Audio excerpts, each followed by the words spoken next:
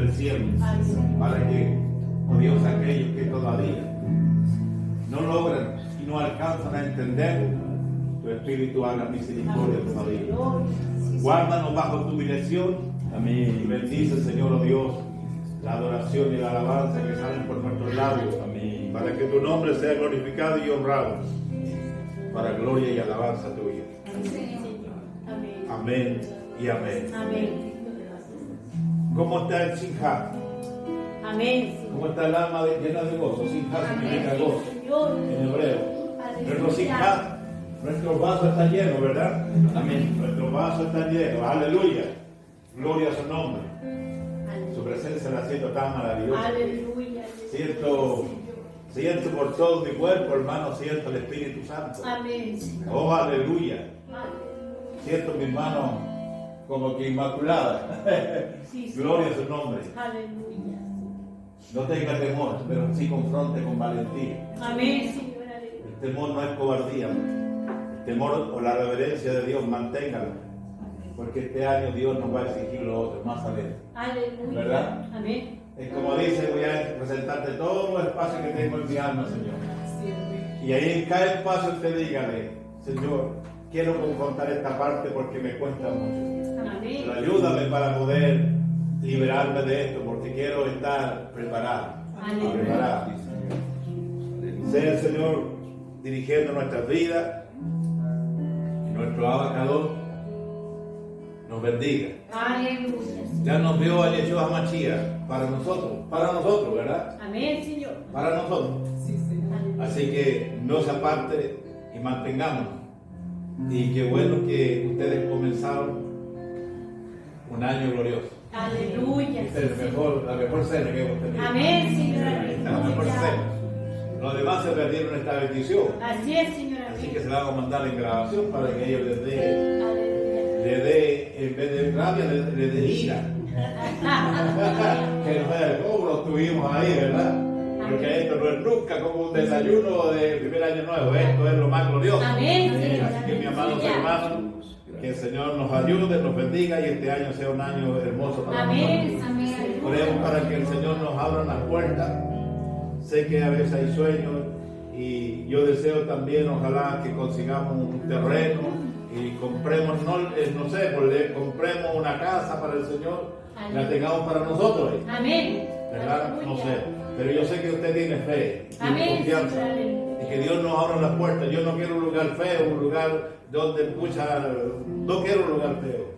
O sea, me refiero es que sea un ambiente donde estemos tranquilos. Amén. ¿Verdad? Porque ya los pecadores han tenido casi más de 2000 años ya para escuchar la palabra de Dios. Que es donde la gente respete el Evangelio. Amén, Señor. Respete las cosas del Señor. Por lo tanto, como se dice, no quiero el chuchunco, quiero un lugar bonito. Amén, aleluya. Un pedazo de tierra donde podamos llegar tranquilos, estar tranquilos Amén. y adorar a Dios como Él se lo merece. Amén, Señor. Ya no quiero estar en el lugar de Sodoma y Gomorra. Sí. Quiero estar en el lugar para que el Señor Amén. nos prepare de tal manera. Y Amén. aquel que podamos rescatar, lo saquemos de Sodoma, lo saquemos de los infiernos. Y aunque venga como tizón, el Señor lo va a purificar en medio de nosotros. Amén, Señor. Que Dios me lo bendiga. Y ya voy a dejar al obispo Bakú, que anda vestido como un ángel.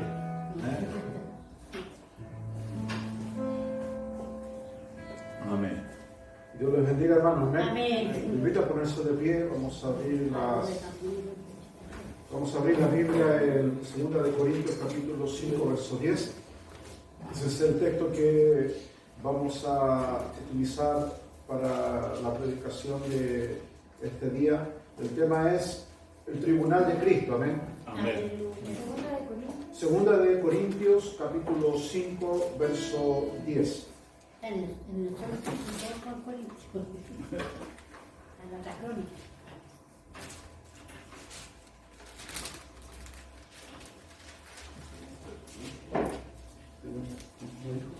Corintios.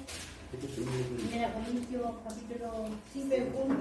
Segunda de Corintios. 5:10. Sí.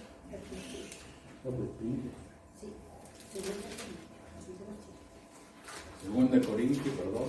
Segunda de Corintios, capítulo 5, verso 10.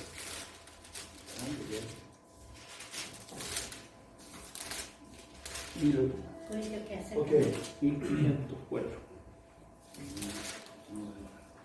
Ahí, segunda Corintios.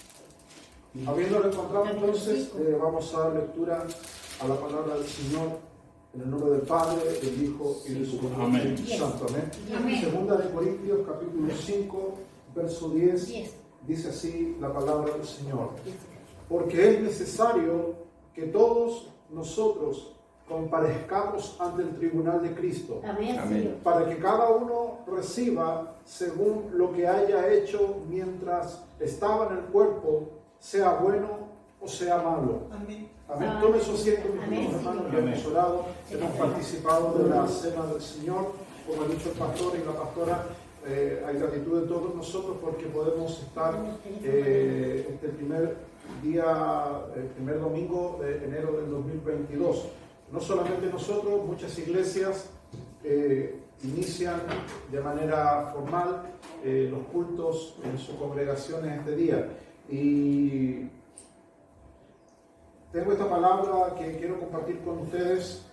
Estamos en un tiempo hoy día de anarquía, en un tiempo de insurrección.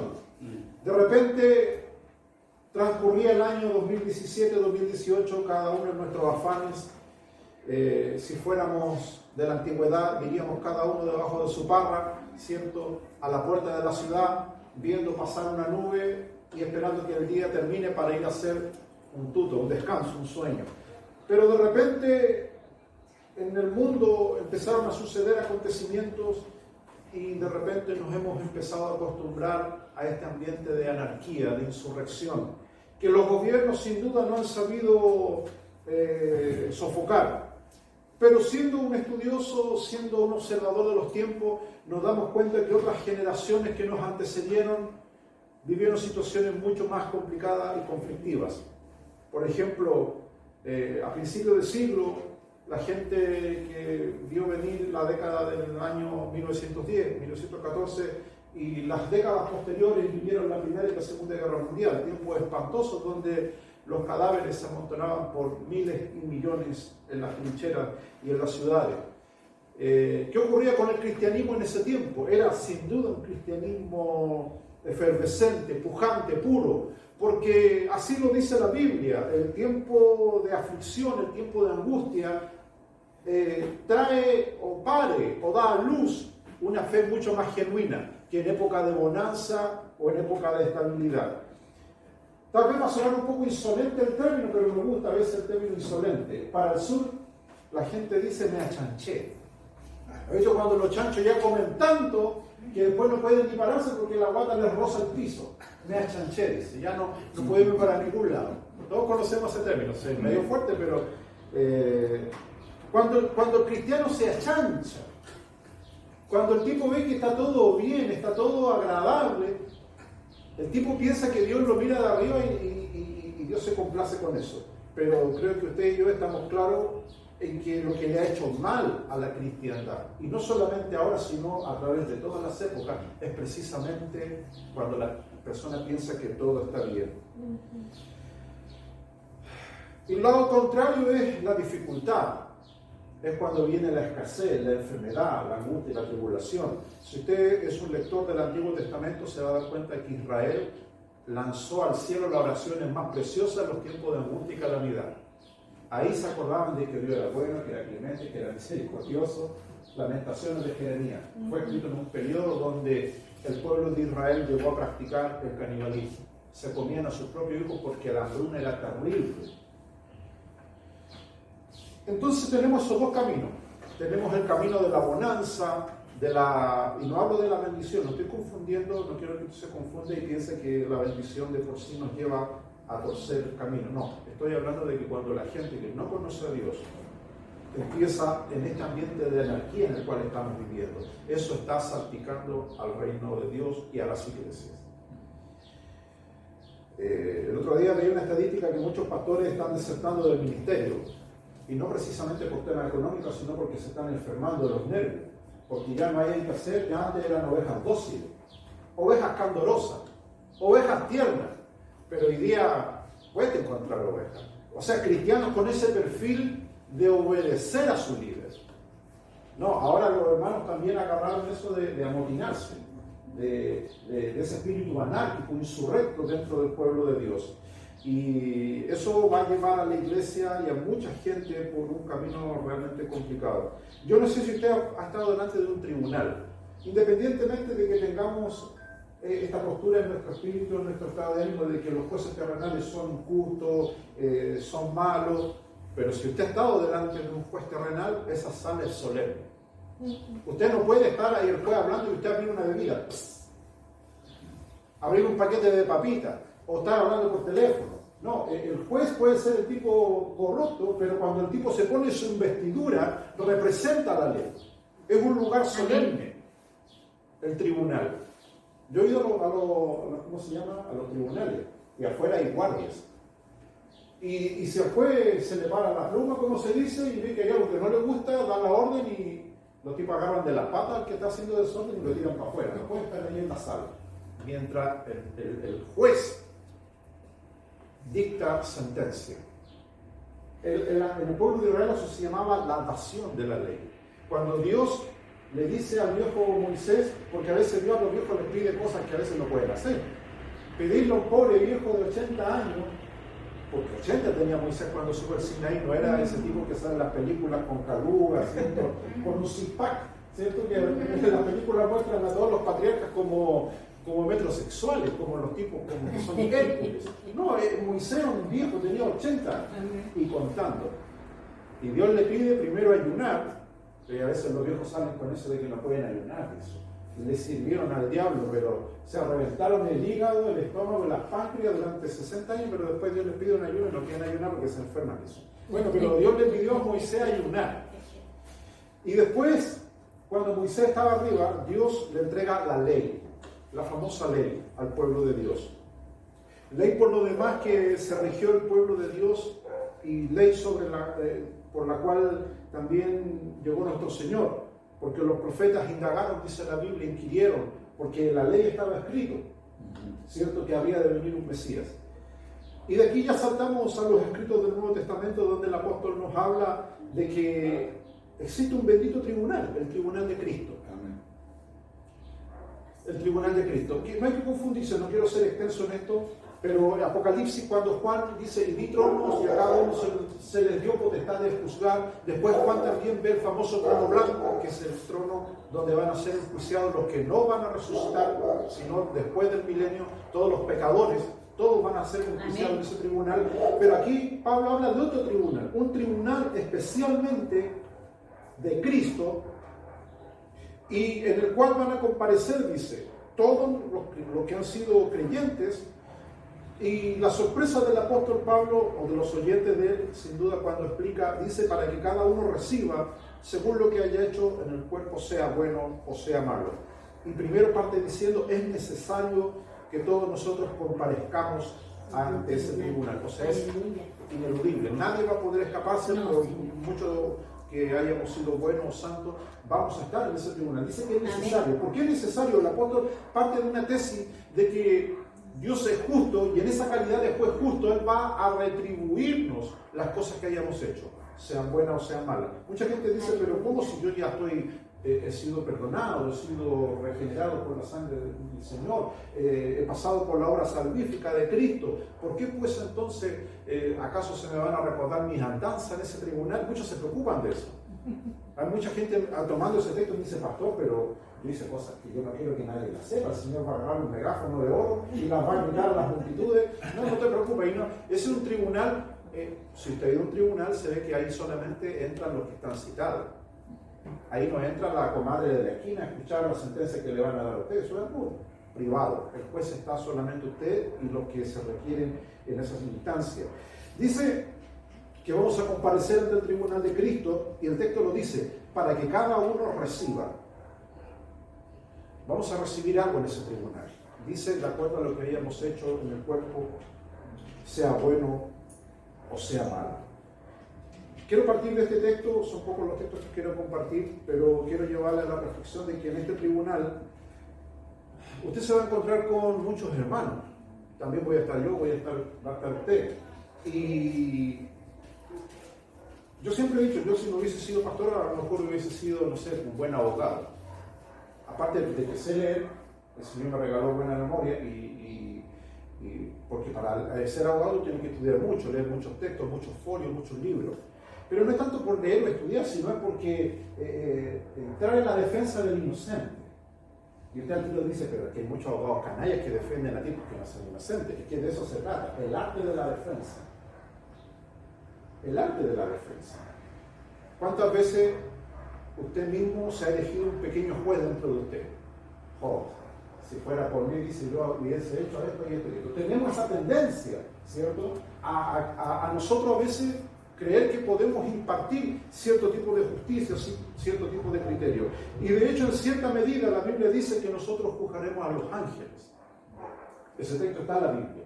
Y usted dirá, pero eso nos queda tan grande. ¿Cómo yo voy a juzgar a un ángel? Bueno, ese es tema para otra enseñanza, otra prédica, pero se supone que la madurez del creyente, la Biblia dice que él viene por un pueblo maduro, un pueblo perfecto, un pueblo que ya ha llegado a su límite de capacidad. Eso significa perfecto, ¿cierto? Se supone que cuando Cristo venga, se va a llevar, como decía el pastor, solamente a cierto tipo de personas. Al cielo no van a subir otro tipo de cuadrúpedos, de los cuales mencionaba el pastor, ¿cierto? Allá no se va a encontrar con chanchitos, ni caballitos, ni ranitas, no. Solamente ovejas del Señor. Amén. Ahora, ¿por qué le hablo de esto? Porque hoy día hemos entrado en un ambiente de sospecha. Si antes ese ambiente de sospecha era muy latente, hoy día es un poco más conflictivo, puesto de que se ha metido dentro del pueblo de Dios esa anarquía de la cual le hablo, esa falta de respeto a la autoridad, se ha metido en cierto tipo de enseñanzas, y una de las que va a traer mucho más conflicto es con respecto a la persona de Cristo. Hay un texto bíblico que todos nosotros conocemos donde dice que, y pocos pastores predican sobre esto, por el temor que provoca, donde dice que el pecado imperdonable, todos lo conocemos, dice que el pecado imperdonable es la blasfemia en contra del Espíritu Santo. Y Jesús es claro, dice que ese pecado no se perdona ni aquí ni en la vida eterna. Yo he estudiado mucho sobre esto porque sé que ese pecado hoy día es recurrente, siempre ha sido, pero hoy día, hermano, está siendo más recurrente que nunca. Quiero que usted entienda esto. El pecado de la blasfemia en contra del Espíritu Santo no es solamente en contra del Espíritu Santo, sino que eso también incluye a nuestro Señor y a Dios. Voy a leer algunos textos, no los busque por razón del tiempo, pero quedan en el registro del video. Juan 1:14 dice que Jesús fue hecho carne y habitó entre nosotros. Hoy en día en iglesias evangélicas, iglesias cristianas, nos hemos encontrado con la sorpresa, y esto no es de ahora, de personas que ven en Cristo un buen hombre, un sanador, un gurú, un maestro, un tipo bonachón. Dicen un hombre, pero no un salvador. Tal vez es necesario en esta introducción de la palabra que estoy haciendo, a raíz de los sucesos que han venido ocurriendo hoy día, usted se ha hecho la siguiente pregunta: ¿por qué evangélicos o cristianos? Y esto sin meterme en temas políticos o sociales, pero la pregunta que mucha gente se ha hecho y me la ha hecho es: ¿por qué mucha gente de tendencia cristiana o evangélica o que se profesa la fe tiene ciertas tendencias que son contrarias al evangelio? ¿Se ha preguntado eso? Sobre todo lo que vimos ahora en las elecciones, la gente me dice, pero se escandalizó, con mucha razón, por supuesto, me dice, pero ¿cómo alguien que es cristiano tiene tendencias o lineamientos que son contrarios? Y la idea de este mensaje es explicarte eso, explicarte de que eso no surge porque sí. Es porque el diablo ha venido haciendo un trabajo meticuloso, muy bien elaborado, y eso ha provocado hoy día cristianos híbridos, mezcla, que dicen que son cristianos, pero su proyecto de fe, de vida y su conducta no son cristianos. No son cristianos. No lo son, y no hay que tener miedo en decirlo, lamentablemente no lo son, no son cristianos. Voy a tratar de resumir todo el mensaje porque ya participamos de la Santa Cena, que es realmente lo más importante. Pero yo siempre a la gente le hago ver que sea un observador del tiempo del cual estamos viviendo. No es lo mismo leer La Cuarta que leer CIPER, que es una de las revistas y publicaciones más prestigiosas de este país, CIPER. Si tú leíste CIPER, en el año 1917 hubo una publicación escandalosa.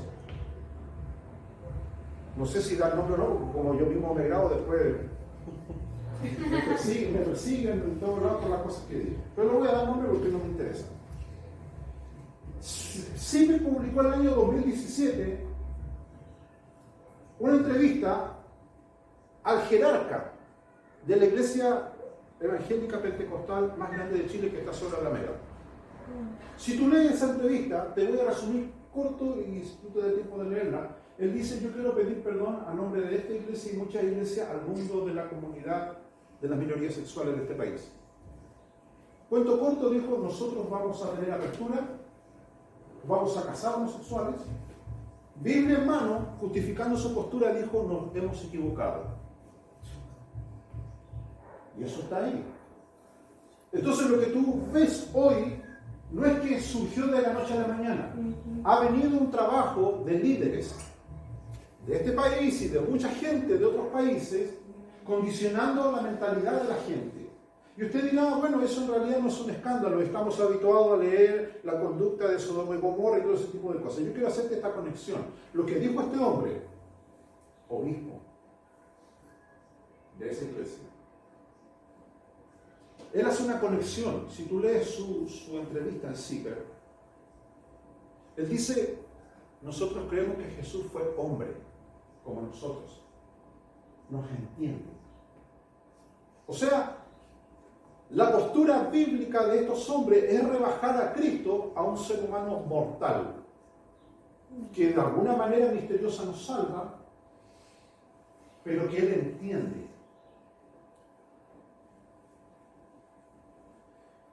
Obviamente eso, cuando salió esa publicación en esos años, mucha gente de su mismo entorno protestó, pero no fue capaz de salirse, que ese es el problema de muchas iglesias.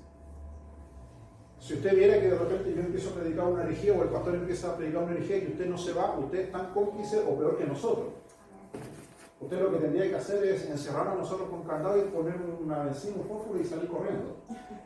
Vamos a eliminar a estas ratas porque están hablando tonteras, herejía, apostasía. Pero ¿qué pasa con la gente hoy día que está hablando herejía, apostasía? Tienen tribunas y monumentos. Y ellos están arrastrando, como dice Pablo, gente tras sí. Ahora usted dirá: pero pastor, eso es algo, no, es algo aquí criollo, es algo de acá nomás. Otro ejemplo, para que vean que esto viene de años, no es de ahora. Y lo que está ocurriendo en Chile está ocurriendo en muchos países. Esa apertura, mire, esa mezcla religiosa con lo político. Antes los políticos se preocupaban de producir dos cosas en un gobierno: estabilidad económica y estabilidad social. O sea, pan y tranquilidad.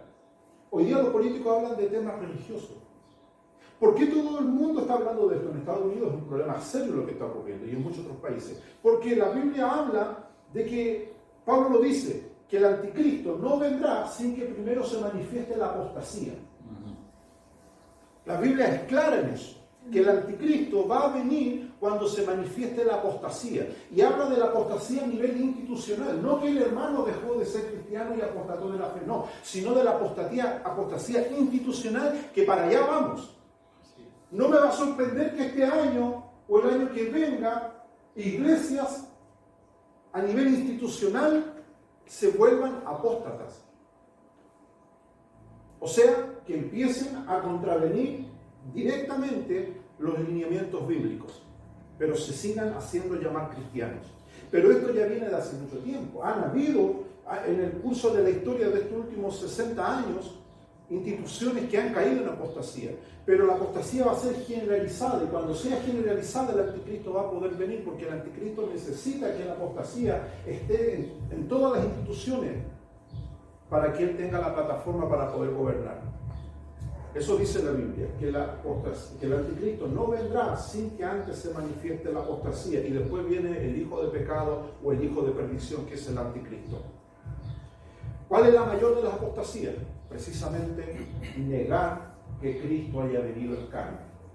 Hemos observado la Santa Cena, que para nosotros es la más solemne de todas las ceremonias que un cristiano puede observar. La unión, como decía el pastor en su administración de la ceremonia, de lo que Jesús dijo: el que come mi carne y bebe mi sangre tiene vida en sí. ¿Qué mayor apostasía, qué mayor herejía, qué mayor blasfemia decir que nuestro Cristo, ¿cierto?, fue un pecador, fue un tipo común y corriente, que tenía ciertos chispazos de divinidad, pero que en realidad no era lo que él decía ser, que él participó, ¿cierto? Y toman textos terribles. Si ustedes leen la columna de este hombre que habló de eso, es donde nosotros solemos leer ese texto donde dice que él se hizo pecado por nosotros. Ellos dicen, bueno, se hizo pecado, Jesús practicó todos los pecados. Ellos dicen eso, ellos creen eso. Primera de Juan 1:14 dice que él fue hecho carne y habitó entre nosotros. Juan 14:9, Jesús le pregunta a Felipe: ¿hace cuánto tiempo que estoy contigo y aún no me has conocido?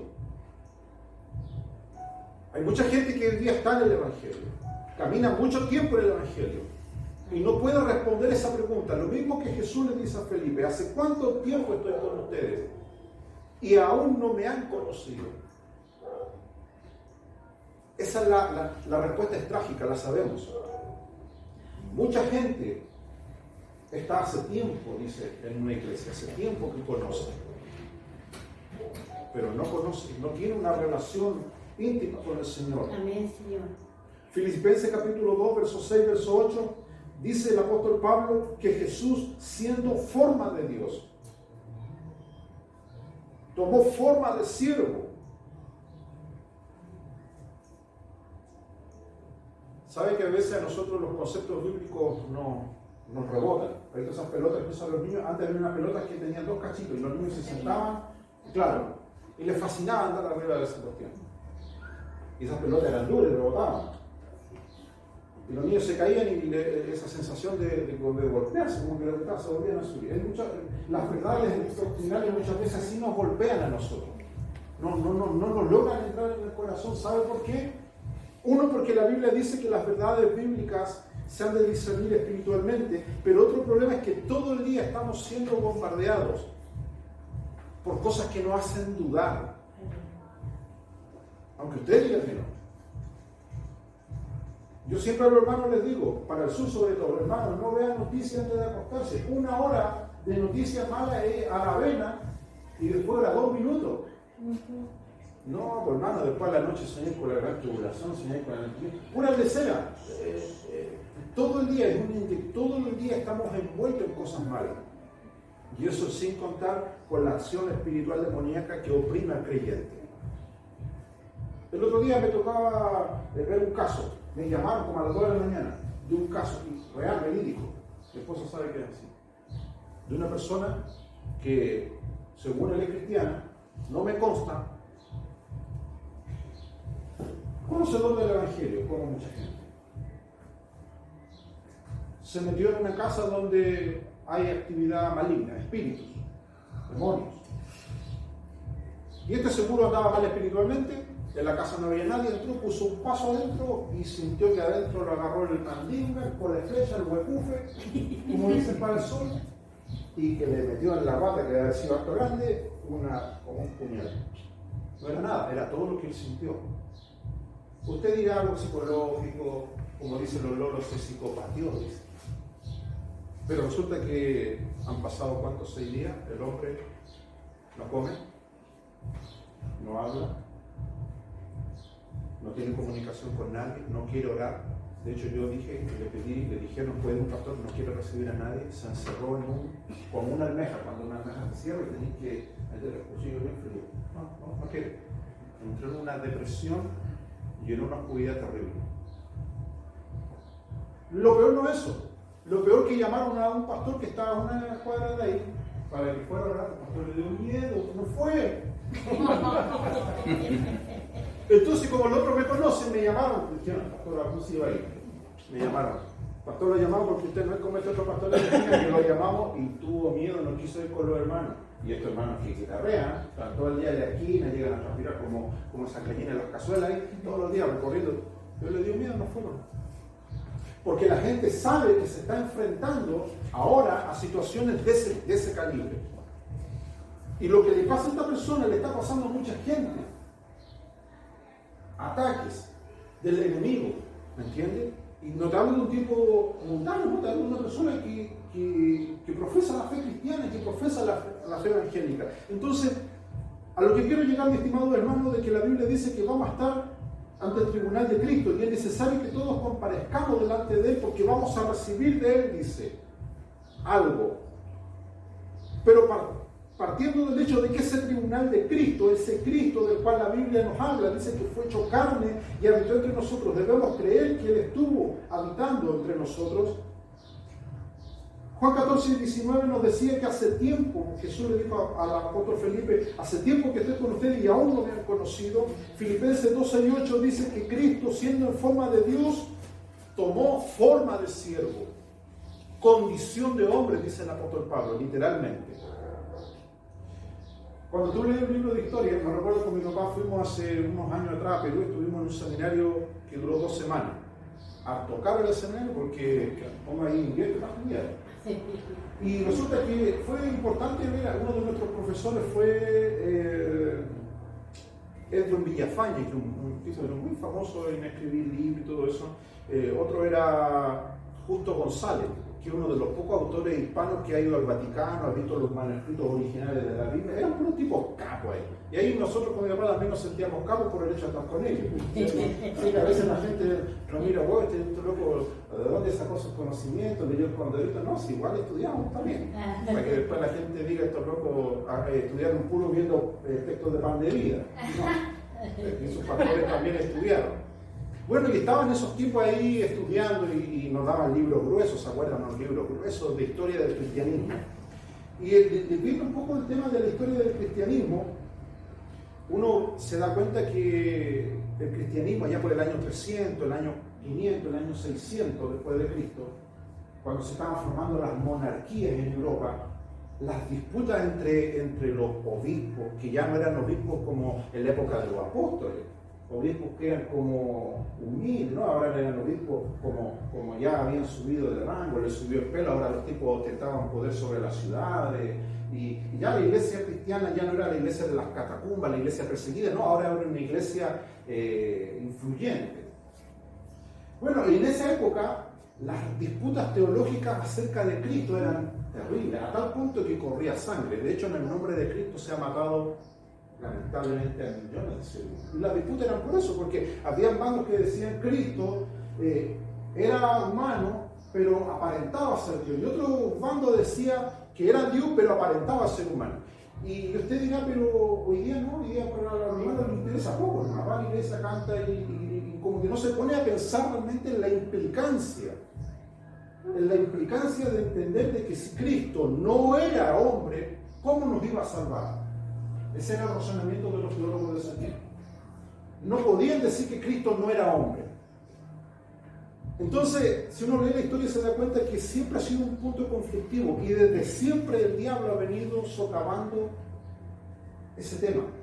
¿Por qué? Porque precisamente el anticristo es eso, anticristo, contrario a Cristo. Cuando el anticristo venga, él va a hacer todo lo contrario a Cristo. Dice que hará descender fuego del cielo, hará grandes milagros y maravillas y señales. Cristo no hizo grandes maravillas y señales. De hecho, cuando le pidieron señales y maravillas, él dijo, no les será dada sino la señal de Jonás. Entonces, la apostasía consiste actualmente en la apostasía más grande de la cual nosotros vamos a ser testigos. Porque nosotros somos una generación que vamos a ser testigos del forjamiento de ese nivel de apostasía, que es atacar a la persona de Cristo. Ahora usted dirá, pastor, la apostasía sale del infierno, las para el diablo, no, salen del mismo seno del cristianismo. Lo que te dije en delante, salió publicado en CIPER el año 2017. Y el ejemplo que te iba a mencionar en delante, ¿cuál es la Sodoma y Gomorra actual en el mundo? ¿Cuál es? La ciudad donde se concentran todos los movimientos, ellos le llaman de las minorías sexuales. No es San Pablo, no, es San Francisco de California. Esa es la ciudad, como un predicador hace un tiempo decía, si Dios no destruye antes de que Él venga Sodoma y San Francisco en Estados Unidos, tendrá que Dios pedirle perdón a Sodoma y Gomorra. Porque Dios fulminó a los locos de Sodoma y Gomorra y los de San Francisco y California son peor. Pero te quiero hacer breve esta historia para que usted entienda.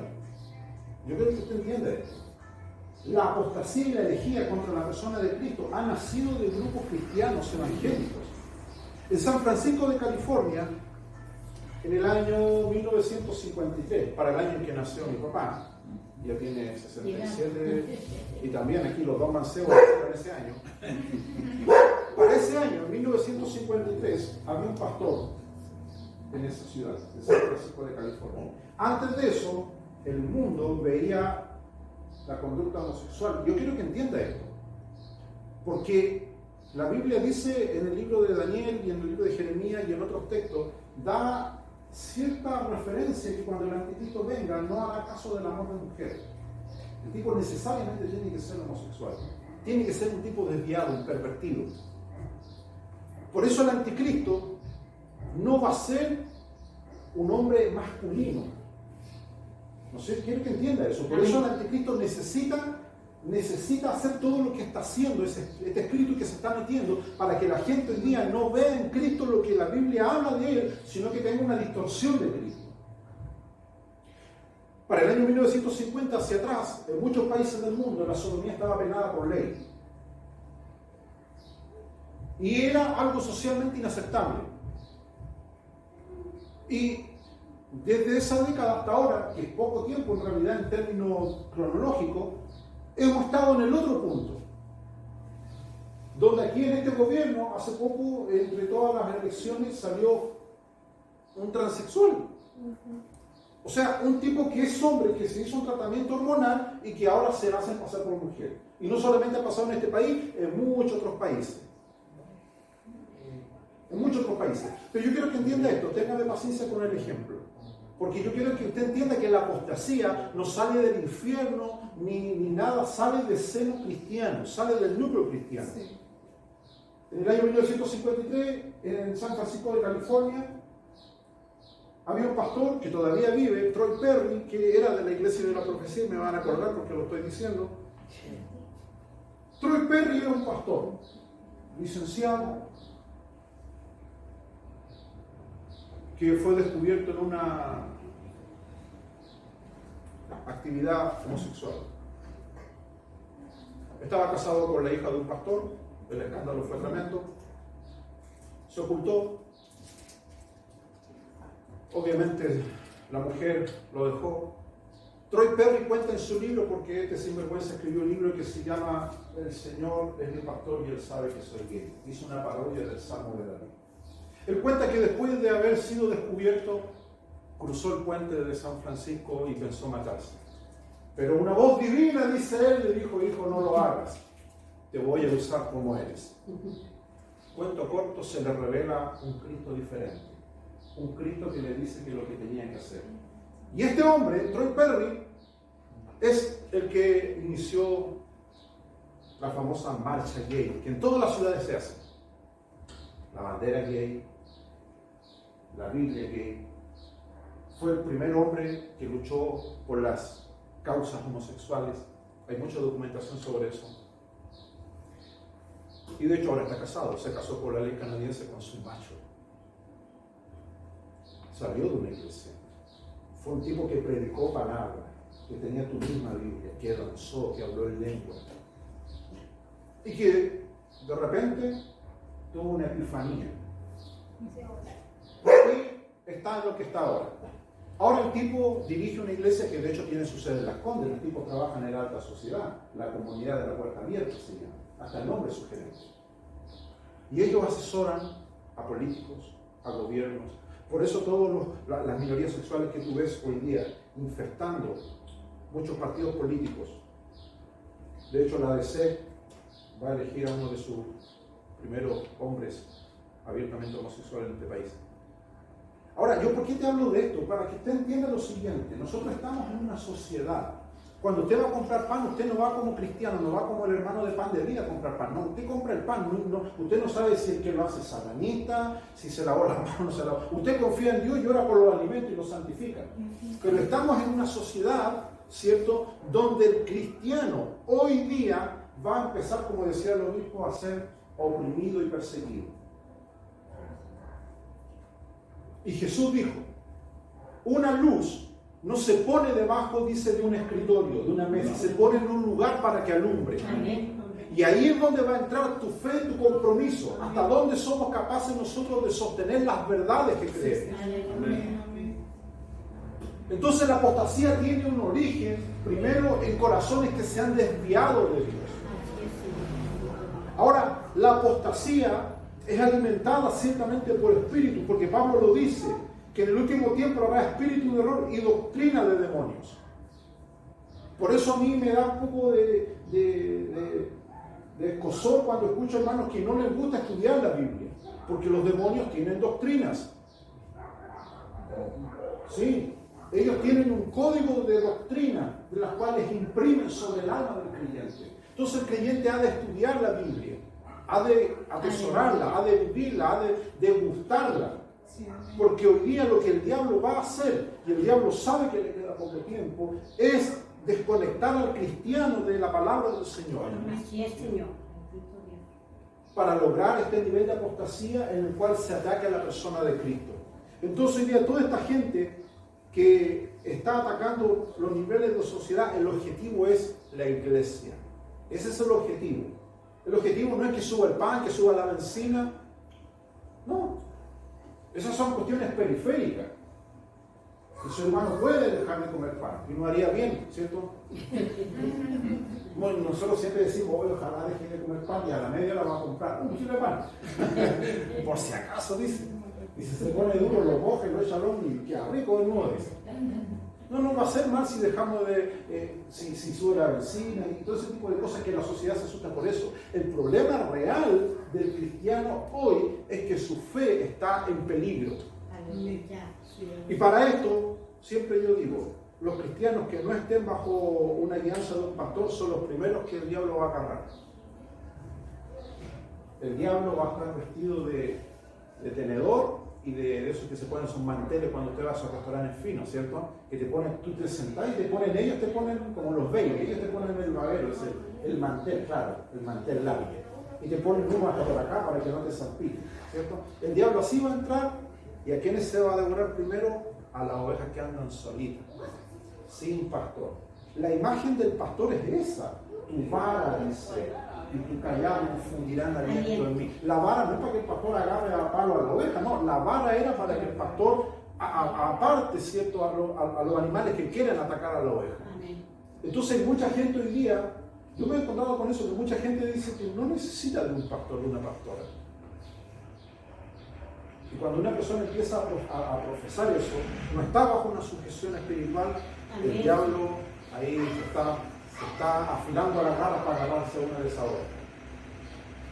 Este año usted debe decir, yo tengo mi pastor, tengo mi pastora, usted le debe lealtad y respeto a su autoridad espiritual. Amén. Y si usted se encuentra con un hermano aquí o en este lugar que empieza con esa tontera de que no, pastor, diga al hermano, pastor, póngale acá, se regala oveja y la deja afuera. Yo a los hermanos sí en el cielo, a los pastores les digo eso. Los pastores a veces me piden consejería, les dice, pastor, estoy atribulado, pastor, estoy... Y digo, pero pastor, hermano, agarra como los gatitos, ¿cierto?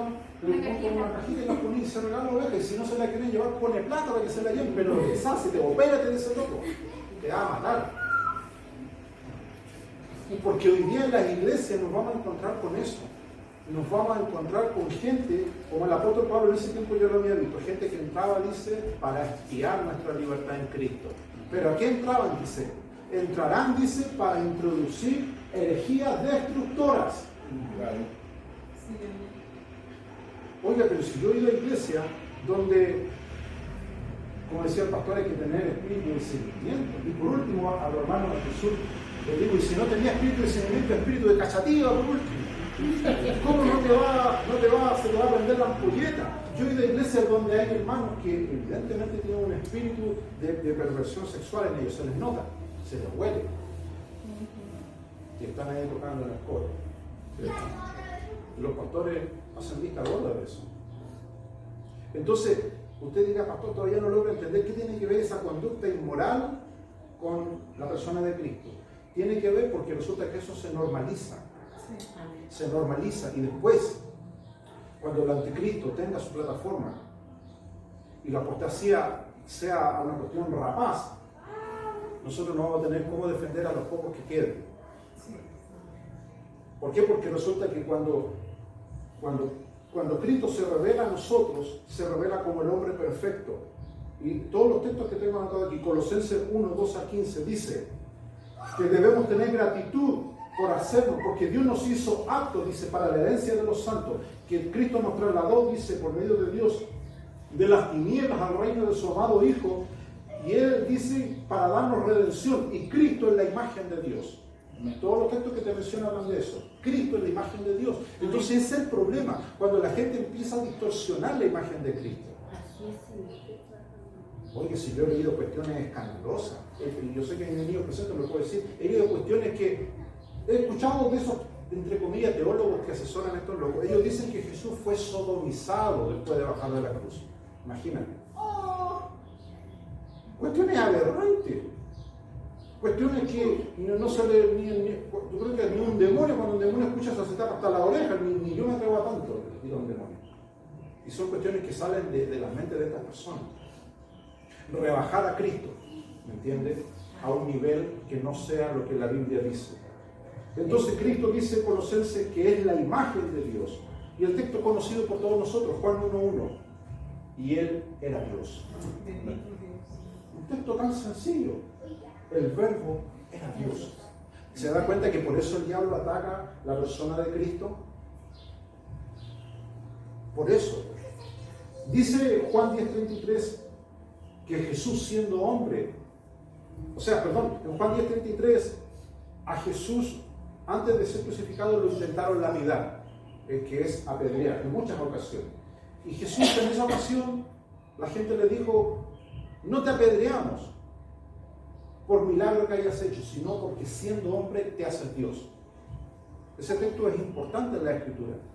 Esta gente sabía que Cristo no era un ser humano común y corriente. O sea, era la unión perfecta de Dios con el hombre. Eso está en Juan 10:33. No te apedreamos por milagro alguno que hayas hecho, sino te apedreamos porque siendo hombre te haces Dios. De hecho, esa es la razón por la cual a Cristo lo ejecuta.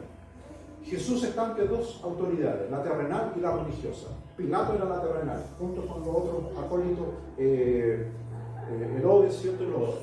Pilato hace una pregunta que era con relevancia a su investidura política. ¿Eres el rey?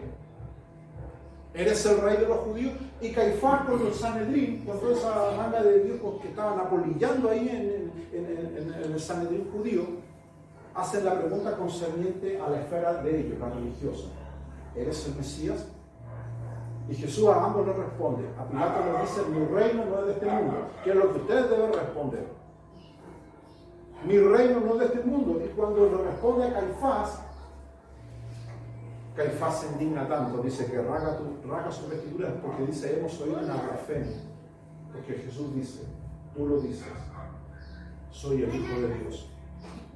Entonces, mi estimado hermano, a Jesús lo ejecutan, lo sentencian, porque esta gente no aceptaba lo que hoy día usted y yo creemos, que Jesús es el Hijo de Dios, que es Dios hecho carne, el Emmanuel con nosotros. Si usted elimina al Cristo bíblico, usted va a tener a un Cristo pecador, a un Cristo que consiente. O sea, usted rebaja a Cristo a nivel de toda esta gente de la cual estamos hablando. Y si Cristo no es lo que la Biblia dice ser, no necesita entonces usted un Cristo salvador, necesita un Cristo compañero de parranda. Necesita un Cristo que apañe todo lo que usted hace. Aleluya. Y ellos han rebajado a Cristo a ese nivel. Amén, sí. Y es terrible lo que está ocurriendo en muchas iglesias. Le puse solamente 2 ejemplos para que usted no se vaya triste y con un peso en el hombro de las cosas que ocurren. Pero en muchas iglesias está ocurriendo que ya la gente está metiendo mano en el texto bíblico, incluso modificándolo. De hecho, hay una iglesia en Inglaterra, una delegación de la iglesia metodista episcopal, que modificó el Padre Nuestro. Dice, Padre Nuestro y Madre Nuestra que está en los cielos. ¿Cómo deberías poner una Biblia así? Y ellos lo hicieron, porque ellos dicen que Dios es bisexual. Entonces, toda esta gente, toda esta manada de animales que está haciendo eso, ¿qué es lo que está haciendo en el fondo? Preparando una plataforma para la apostasía, porque Pablo lo dice, que el anticristo no vendrá sin que primero se manifieste la apostasía. ¿Y qué es la apostasía? Es la negación de la fe. ¿Cuál es el eje de la fe? Pablo, ¿qué dice? Si Cristo no resucitó, vale nuestra fe, dice. Y por desgracia peor, estáis muertos aún en vuestro delito y pecado. Dice que Cristo es el autor y consumador de nuestra fe. Si nosotros nos dejamos envolver y seducir por este Cristo que la gente está forjando a su imagen, nos vamos a dar cuenta de que nuestra fe va a correr peligro. Así es, sí. Hace unos tiempos atrás, unos meses atrás, conversaba con mi hijo y me decía, papá, ¿por qué uno tiene que arrepentirse? Mira, la pregunta suya que él me hizo, y es por el ambiente donde todos los jóvenes se envuelven. Papá, ¿por qué tengo que arrepentirme de algo malo que yo haya hecho si Dios me hizo?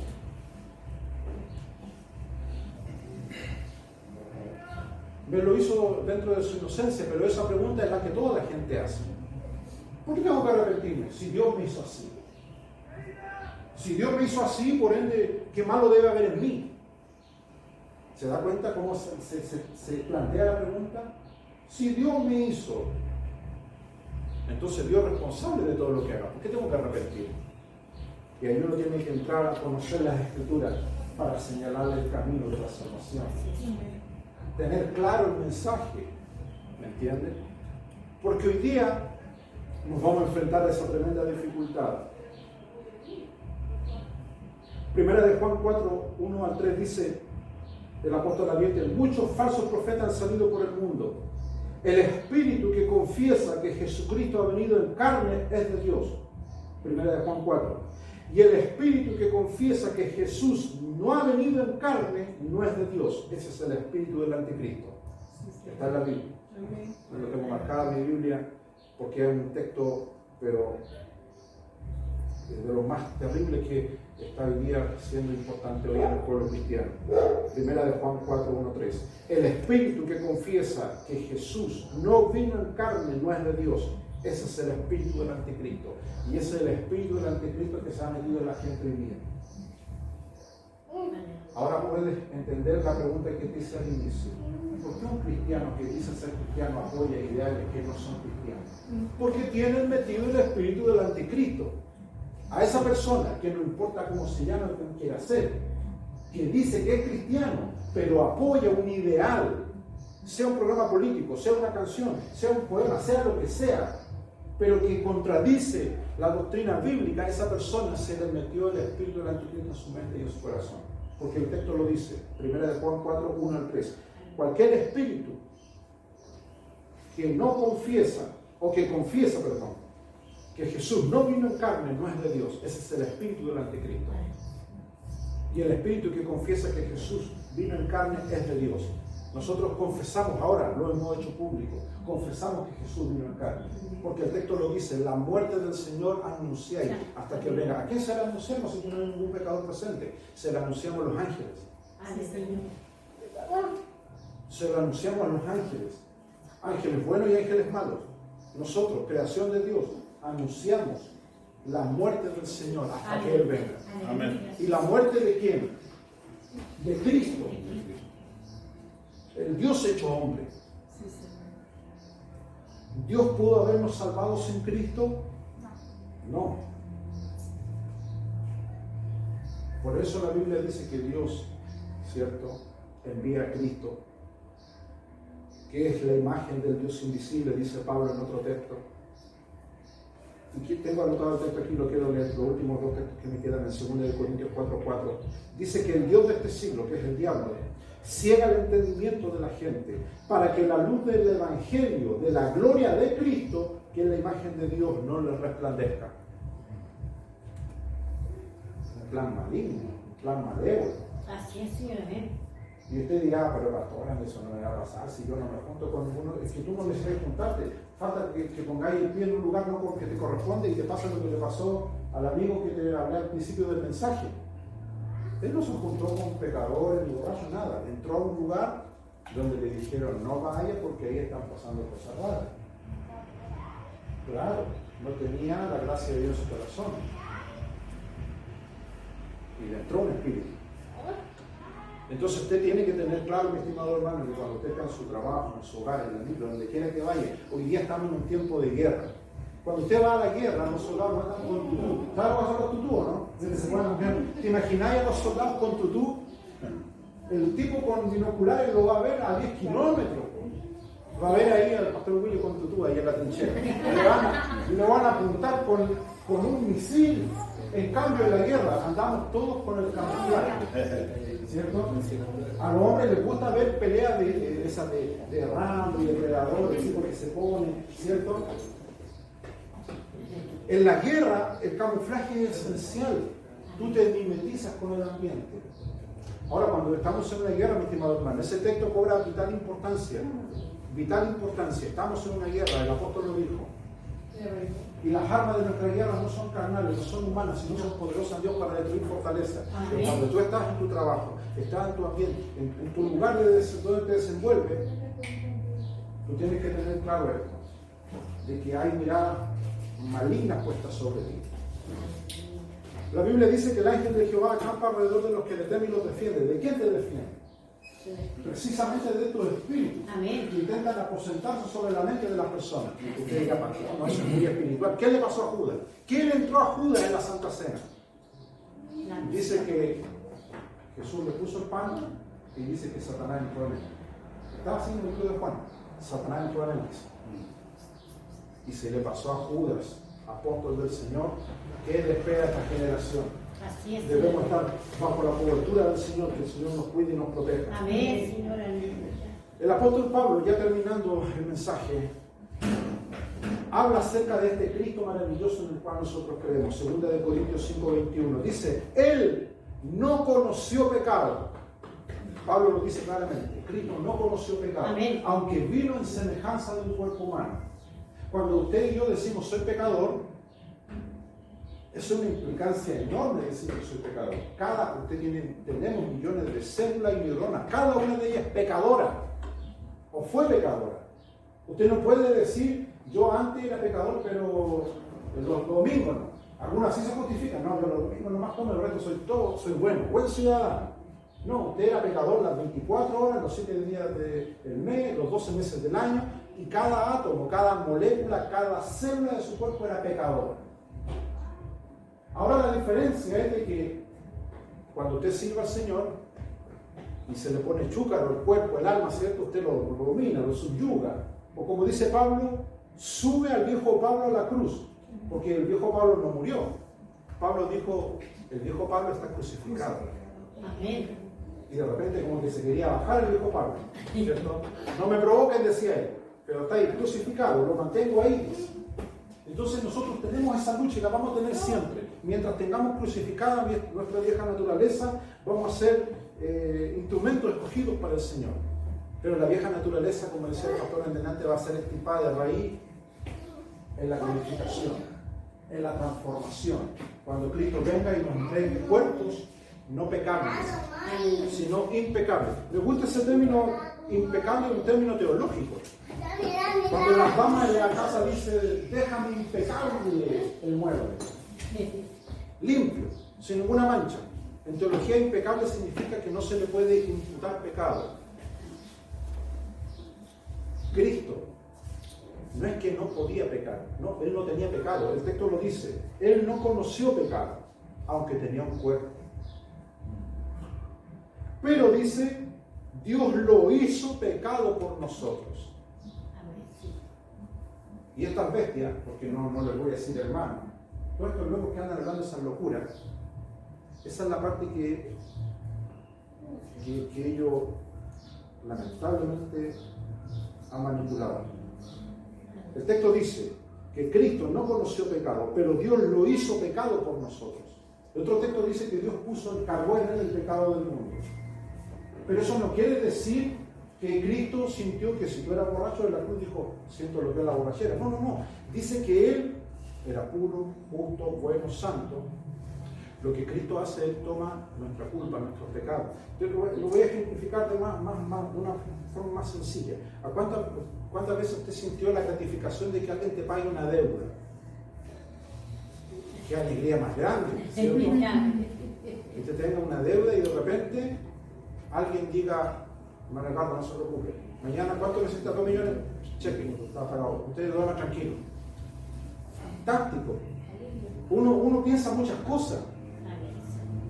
Piensa primero, me queda, y piensa cosas lindas, pero después en el fondo poniéndole paño frío me dice, pero no lo merecía. Esa cuestión yo de haberla pagado. Y eso con el cristiano pasa lo mismo. Con el cristiano, cuando usted se convierte a Dios, esa alegría, como dice la gente antigua, ese orgullo, esa cuestión de danza, se pone alegre y Señor, me salvaste, pero después van pasando los años y usted va tomando conciencia de que el que debía haber muerto en esa cruz era usted. Usted debería haber pagado por todas las locuras y las macanas y las cuestiones que hicieron. Pero Dios, en un acto de amor, de misericordia, con amor eterno te ha amado, dijo el profeta. Toma nuestro lugar. Entonces, si usted se da cuenta, estos animales irracionales, como dice Pablo, están sacando a Cristo de ese poder salvífico. Si Cristo no nos viene a rescatar de nuestros pecados, ¿para qué necesitamos a Cristo? Si yo lo que yo hago, Él no lo considera pecado. ¿Se da cuenta del problema en el cual se está metiendo la apostasía? Amén. En el problema tremendo que se mete un cristiano cuando apoya una ideología o una causa que es anticristiana. Aleluya. Es terrible. Amén. Y más terrible, ya para ponerle más leña a esta hoguera. Y van a ver el video después. ¿Qué dice Hebreos 11? Cualquiera que pisoteare la sangre de Cristo, dice. Pero voy a leer porque eso está en el libro de Hebreos. Dice, no, para todos inventar los textos bíblicos. ¿Qué dice el libro de los Hebreos? Está textualmente aquí. Dice, ¿cuánto mayor castigo pensáis que merecerá el que pisoteare al Hijo de Dios? ¿Están haciendo eso ellos? Amén. ¿Están haciendo eso? Dice, ¿cuánto mayor castigo pensáis que merecerá el que pisoteare al Hijo de Dios y tuviere por inmunda la sangre del pacto en la cual fue santificado e hiciere afrenta al Espíritu de gracia? Esa es la sentencia en la cual se está metiendo toda esta gente. Están pisando a Cristo. Amén. Están, dice la Biblia, teniendo por inmunda la sangre del pacto. Porque Cristo vino a redimir nuestros pecados. Amén. Pero Él no tenía pecado, lo dice Pablo. Es más, hay un misterio teológico en esto. Cristo, y eso lo vemos en la Biblia, en los Evangelios, Él perdonaba antes de ir a la cruz. Amén. A mucha gente Jesús perdonó. Y era un perdón efectivo. Sí, amén. Perdonó y sanó a mucha gente, prostitutas, ladrones, los perdonó. Vete, tus pecados te son perdonados. ¿Por qué muere Cristo entonces? Si Él perdonaba pecados antes. Pablo lo da en otros misterios. Las cartas del apóstol Pablo son muchos misterios. Dice que Él compró a la iglesia A precio de sangre. a precio de sangre. Bendito Y Dios. no solamente compra a la iglesia, sino que en la cruz, dice, despojó a los principados y a las potestades, Amén. exhibiéndolos públicamente. Y Aleluya. dice que quebró el acta de decreto que nos era contraria, dice. O sea, estaban los romanos, estaba María, su madre, y la escena de la ejecución, pero el apóstol por revelación ve una escena espiritual. Dice que Jesús en ese momento exhibe públicamente a las potestades y los despoja. En ese momento, hermano, cuando Cristo muere, el efecto no solamente es salvífico con respecto a la iglesia, o sea, a los que Él llama para pueblo para sí, sino que es un efecto totalmente espiritual, en las cortes espirituales. Por eso hoy día Si usted profesa ser un hijo de Dios, ama y respeta los lineamientos de la palabra, Dios te va a guardar. Amén. Eso es un hecho innegable. Así es, Señor. Tercera de Juan dice, a los hijos de Dios el maligno no los toca. Amén. Eso Amén. es la palabra. Aleluya. Sí, Señor, amén. Último versículo, primera de Juan 3:5. Dice, por esto dice Jesús apareció, para quitar nuestros pecados. Y termina diciendo Juan, y no hay pecado en él. Aleluya. No hay pecado en él. Métase ese versículo en su mente y en su corazón, porque toda esta gente promueve lo contrario. Cuando alguien pone a Cristo en un nivel tan superficial como la gente lo está poniendo, está haciendo a Jesús cómplice y copartícipe de todos los pecados que la gente hoy día está teniendo. Así es, Dios Señor. nos libre y nos guarda a nosotros. Amén. La palabra Señor. que usted ha escuchado es para que reflexionemos que estamos en un tiempo y vamos a entrar en un tiempo de apostasía. Y la apostasía no viene del mundo. La apostasía ha surgido en el seno de iglesias cristianas. Aleluya. Y cuando usted se encuentre, que usted mismo, porque a veces el diablo, mire, al apóstol Pedro casi le entró su lapsus de apóstata, porque casi como nosotros tenemos nuestro día de apostasía igual. Al apóstol igual le pasó un día. Amén. Y dice que estuvo ahí en el monte de la transfiguración, una manifestación gloriosa por lo demás, y a Pedro, el que había hecho la confesión más grande del cristianismo, tú eres el Hijo de Dios y todo ese tipo de cosas. Pedro le entró un lapso de apostasía. Le dijo, Señor, qué bueno que estemos aquí. O sea, él se sentía el importante. ¿Se da cuenta del ego? Qué bueno que esté aquí. Y después dijo, ya que estoy aquí, y ahí se cuenta la torcedura de mente. Dijo, voy a hacer 3 enramadas. Y ahí empezó Pedro a hablar pura lecera en el chileno. Y Jesús le dijo, la voz. No, le dijo, normal. A él oye, a Cristo. ¿Se imagina esa voz hubiese dicho, oigan a Pedro? Pedro la lleva. O Pedro, haga 3 enramadas nomás. No, ese tipo de evangelio se está hablando hoy día. No estamos encontrando con iglesias que tienen 3 enramadas. Una para Cristo, que no es ningún problema, dirán. Pero ¿qué hace el otro lado? ¿Compartirá Cristo su trono con otros? No. Entonces, ese es el problema. ¿Se da cuenta? Dios pudo ayudar a Pedro. Y Pedro tenía ese problema, era tendiente a eso.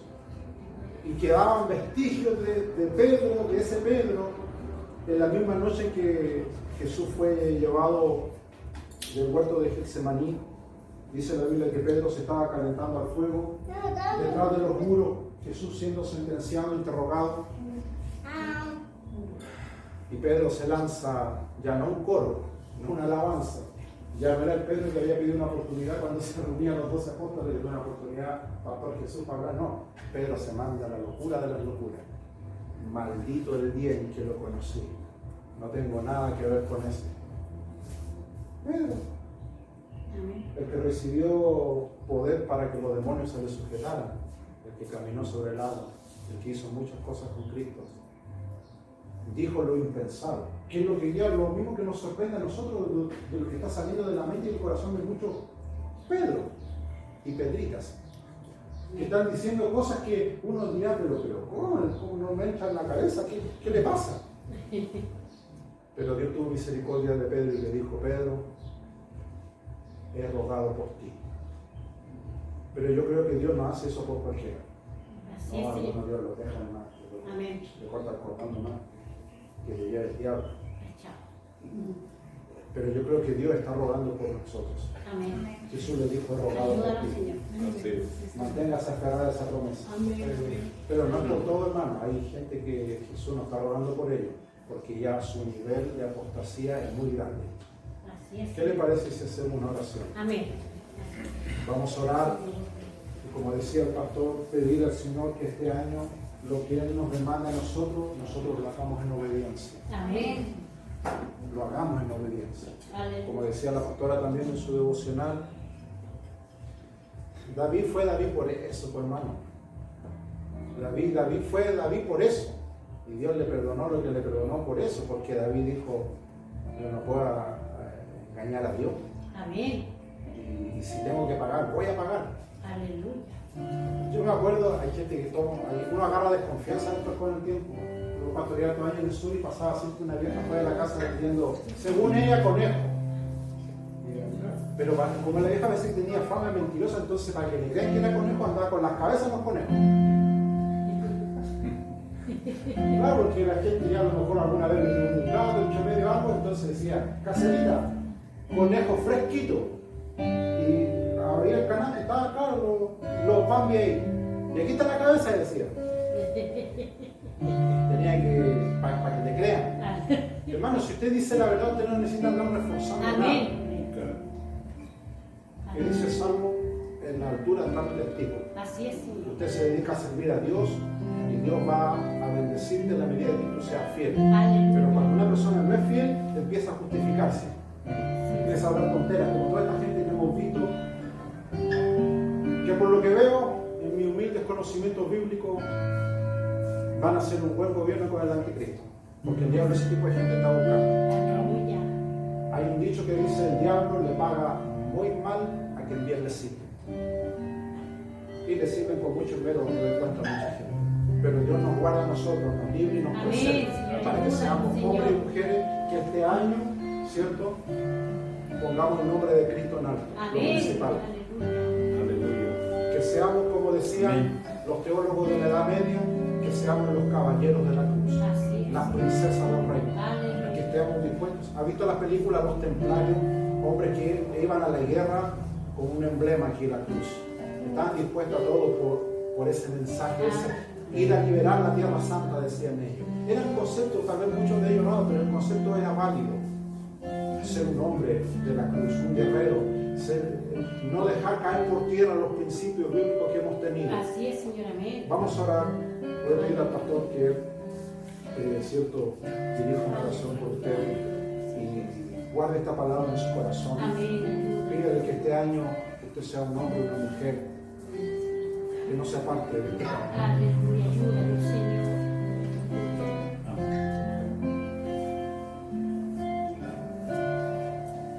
Amén. Vamos a orar, vamos a darle gracias a Dios. Gracias a Dios por esta iluminación. Ayuda mucho. Amén, Señor. Ayuda mucho. Y que Dios nos libre del mal. Sí, Señor. Dios nos dé la gracia y la sabiduría, el discernimiento. Más Dios dará discernimiento. Amén. Aleluya, Vamos a poner el rostro, le vamos a dar a Dios gloria y a la vez pedirle al Espíritu Santo que nos ayude. Señor. Amén. Padre nuestro, te damos las gracias por este tiempo tan especial. Gracias por tu palabra. Gracias, Señor, oh Dios Todopoderoso, por darnos, oh Dios, la posibilidad de comprender, de poder discernir, Señor Dios Todopoderoso, Amén. oh Dios, las cosas que a veces están ocultas detrás de nosotros. Amén. Pedimos por amor de tu nombre, ponga en nosotros un corazón sensible, Así es. un espíritu, Señor Dios, en la cual podamos también discernir, Aleluya. oh Dios, discernir los espíritus de los hombres que por desgracia han caído de la gracia y de la fe. Aleluya. Pedimos que tu dirección y tu guianza nos ayuden a Amén, mantenernos. Padre Santo. Oh Dios, fue un hombre llamado Felipe que preguntó y dijo, y te preguntó, ¿eres tú? ¿Eres tú? Aleluya. Y eso trae tristeza hoy en día, Padre, Amén, Señor. que muchas personas no conocen tu gracia. Se han desviado de la fe, Sí. se han desviado de la gracia divina. Oh Dios, ayúdanos para mantener nuestros corazones quebrantados, pero también, Señor, oh Dios, iluminados, para poder, oh Dios, abrazar tu sacrificio, tu amor por causa, oh Dios del mundo. Ayúdanos para poder mantenernos bajo vigilancia espiritual. Te ruego por nuestros hermanos, oh Dios, que aún en sus áreas de trabajo, en sus áreas, Dios mío, familiares, oh Dios, seas tú el centro de sus vidas. Guíalos por amor de tu nombre y en el nombre de Jesucristo, de aquel que vino al mundo, Yeshua HaMashiach, oh Dios, reprender todo espíritu del mal, todo espíritu y toda potestad, para que la gloria tuya, Señor, amanezca sobre nuestros hogares. Haya un poder maravilloso. Esté tu gloria manifestada, Señor, aún en los más pequeños, por amor de tu nombre. Envía tus ángeles, tus malhats, en defensa, Señor, oh Dios, de nuestras casas. Aleluya, aleluya, aleluya. Guíanos por amor de tu nombre.